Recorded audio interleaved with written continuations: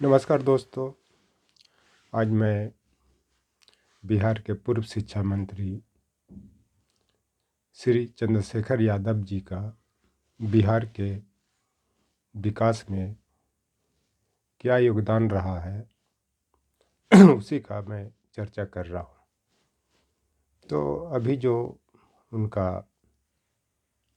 नीतीश कुमार जी की party Janata Dal you के साथ जब आरजेडी की सरकार बनी तो उसमें उनको शिक्षा मंत्री बनाया गया,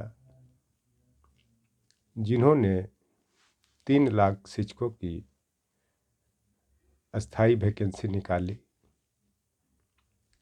जिसमें लगभग 2,75,000 सीटों को भरा जा सका और 25,000 सीट इस कारण नहीं भरा जा सका क्योंकि पुनः नीतीश कुमार जी ने आरजेडी से संबंध तोड़कर बीजेपी के साथ सरकार बना ली। इसका मुख्य कारण उस समय के तत्कालीन शिक्षा सचिव के पाठक और चंद्रशेखर यादव जी के बीच विवाद हुआ, क्योंकि के पाठक नहीं चाहते थे कि बिहार में शिक्षकों के लिए परमानेंट नौकरी की वैकेंसी निकले, लेकिन चंद्रशेखर यादव जी ने इसको ज़बरदस्ती परमानेंट वैकेंसी निकाला और उसमें 3.25 लाख शिक्षकों की भर्ती भी की। तो कहावत भी है कि जोरू जमीन जोर के नहीं तो किसी और के। इसका मतलब ये होता है कि कोई चीज़ भी करवाना है तो ताकत के बल पे, साम दाम अर्थ दंड भेद के बल पर ही कराया जा सकता है, जिसको चंद्रशेखर यादव जी ने करके दिखाया। और एक कहावत भी है, जागो उठो अपने लक्ष्य की ओर बढ़ो, लक्ष्य बनाओ, लक्ष्य को देखो, लक्ष्य के अनुरूप जीवन को ढालो और वो लक्ष्य की प्राप्ति के लिए चल पड़ो, जिसको चंद्रशेखर यादव जी ने करके दिखाया। चाहे सरकार आए चाहे जाए, उससे उनको पर कोई फर्क नहीं पड़ा, जिसके परिणाम स्वरूप ही बिहार में सरकार गिर जाती है। तो 60 के दशक में नई कविता के दौर में ही मुक्ति बोध ने एक ब्रह्म राक्षस, जिसको लघु मानव भी कहा जाता था, कविता लिखा था। तो यह कविता ओबीसी दलित को प्रतीक बना करके लिखा गया था, जिसमें नई कविता के कुछ पंक्तियां हैं कि उसमें यह बताया गया है कि लघु मानव किस प्रकार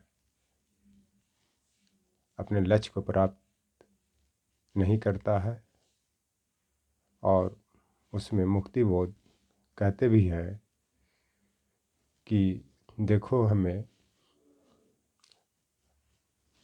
अनदेखे किए जाते हैं, किसने नहीं देखा हमारे मुट्ठियों में गुलमोहर के फूल होते थे, किसने नहीं चिन्हा कि हमारे ओठों पर भी कविताएं होती थी।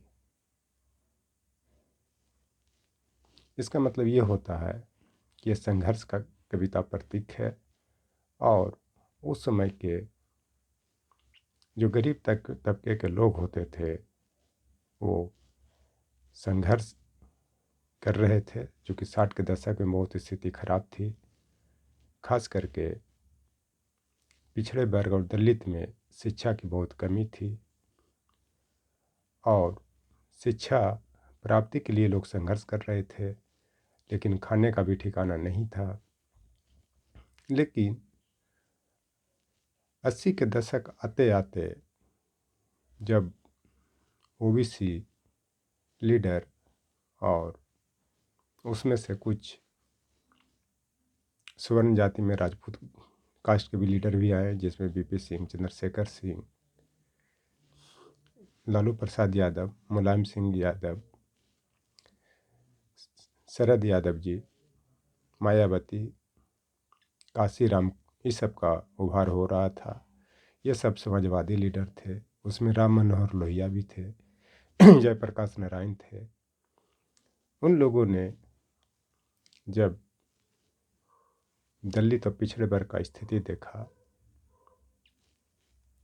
तब उन्हें लगा कि देश के स्वतंत्र होने का क्या फ़ायदा जब लोग भूखमरी के कगार पे हैं, बेरोजगारी के कगार पे हैं। तो उसी दौर में सत्ता विरोधी लहर भी लोग उठाने लगे ताकि ऐसे वर्गों को नौकरी मिले, नौकरी के बल पर वो आगे बढ़ें। और यह नौकरी तभी मिल सकती थी जब वो शिक्षित हो सकते थे। लेकिन सबसे बड़ी दुख की बात यह थी कि जो पिछड़े या दलित के गांव में स्कूल नहीं होते थे, तो सारे स्कूल उस जाति के लोगों में होते थे जहां इन लोग के पढ़ना जाना संभव था। जो कुछ लोग एक दो पढ़ते भी थे वो बहुत उत्पीड़न सहते थे, जिसके परिणाम हुई वो शिक्षा प्राप्त किए। लेकिन उस दौर को चंद्रशेखर यादव जी, इनके ग्रुप के लोगों ने भी देखा और अपने ऊपर या अपने समाज के लोगों के ऊपर जो विकट परिस्थितियां देखी थी उसको इन्होंने बदलने का काम किया और शिक्षा के क्षेत्र में अद्भुत परिवर्तन करने के लिए भी सोचा। वह तभी परिवर्तन हो सकता था जब शिक्षा मित्र शिक्षकों की जो पढ़ा रहे थे उसकी जगह पे परमानेंट योग शिक्षक को लाया जाए, जिसके लिए उन्होंने 3 लाख शिक्षकों की वैकेंसी निकाला और 3.25 लाख शिक्षकों तक की भर्ती की गई, जिसके परिणाम स्वरूप बिहार के स्कूलों में शिक्षा में परिवर्तन आया है। जो कि सब कॉम्पिटिटिव एग्ज़ाम से जो शिक्षक आए हैं योग शिक्षक हैं। ऐसा भी कहा जाता था कि जो 8th में बच्चे चले गए हैं वो दूसरे क्लास के भी इंग्लिश की किताब नहीं पढ़ सकते, इंग्लिश क्या हिंदी संस्कृत को भी नहीं पढ़ सकते। तो ये देश की जनता को और ख़ास करके बिहार की जनता को निर्णय करना है कि बिहार में पिट्ठू सरकार चाहिए या पढ़ा लिखा मंत्री की सरकार चाहिए जो शिक्षा को सुधार सके। और इन्हीं के दौर में नहीं, जब लालू यादव जी की भी शासन थी तो उस समय भी परमानेंट शिक्षकों की बहाली निकाली जाती थी, जिसके कारण बिहार की शिक्षा व्यवस्था लालू जी के शासन तक बहुत अच्छी रही।